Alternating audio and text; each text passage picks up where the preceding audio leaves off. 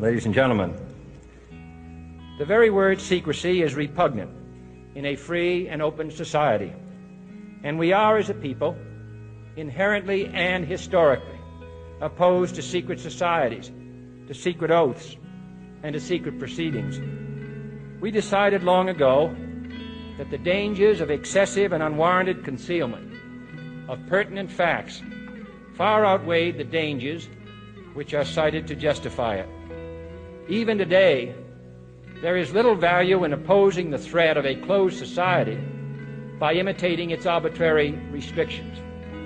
Even today, there is little value in ensuring the survival of our nation if our traditions do not survive with it.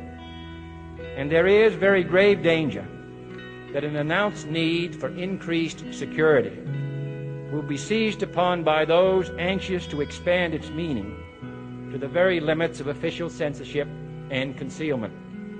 That I do not intend to permit to the extent that it's in my control. And no official of my administration, whether his rank is high or low, civilian or military, should interpret my words here tonight as an excuse to censor the news, to stifle dissent, to cover up our mistakes, or to withhold from the press and the public the facts they deserve to know.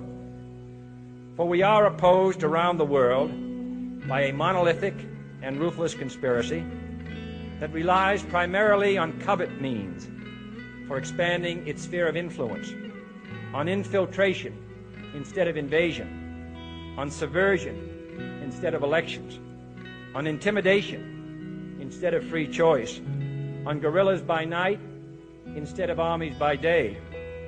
It is a system which has conscripted vast human and material resources into the building of a tightly knit, highly efficient machine that combines military, diplomatic, intelligence, economic, scientific, and political operations.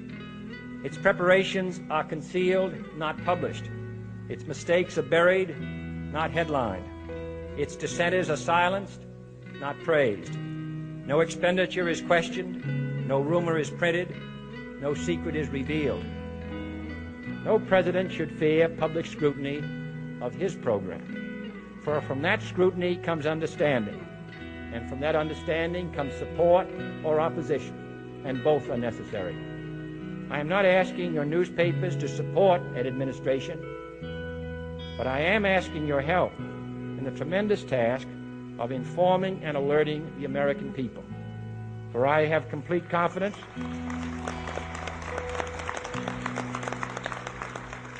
in the response and dedication of our citizens whenever they are fully informed. I not only could not stifle controversy among your readers, I welcome it. This administration intends to be candid about its errors.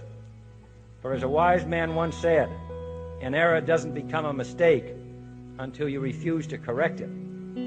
We intend to accept full responsibility for our errors, and we expect you to point them out when we miss them. Without debate, without criticism, no administration and no country can succeed, and no republic can survive. That is why the Athenian lawmaker Solon decreed it a crime for any citizen to shrink from controversy. And that is why our press was protected by the First Amendment, the only business in America specifically protected by the Constitution, not primarily to amuse and entertain, not to emphasize the trivial and the sentimental, not to simply give the public what it wants, but to inform, to arouse, to reflect, to state our dangers and our opportunities, to indicate our crises and our choices, to lead, mold, educate, and sometimes even anger public opinion. This means greater coverage and analysis of international news, for it is no longer far away and foreign, but close at hand and local. It means greater attention to improved understanding of the news, as well as improved transmission. And it means, finally, that government at all levels must meet its obligation to provide you with the fullest possible information outside the narrowest limits of national security.